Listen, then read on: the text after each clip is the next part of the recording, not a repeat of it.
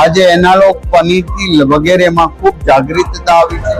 ભેળસેળની બનાવટ ઘીની ફેક્ટરીઓ કોઈ દિવસ એવો ન ગયો હોય કે અમારી ટીમે એમને પકડીને, તો ક્યાંક હશે ક્ષતિ તો સુધારીશું, પરંતુ આ અભિયાનની અંદર આપણે છોડી દેવાનું નથી.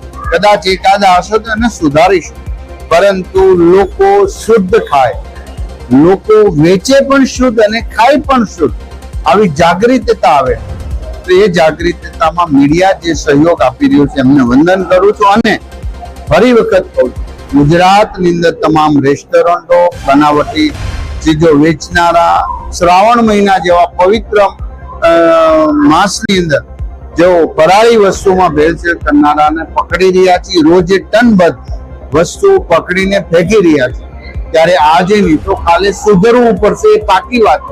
નહીં સુધરે તો દંડ હશે, એ પણ પાકી.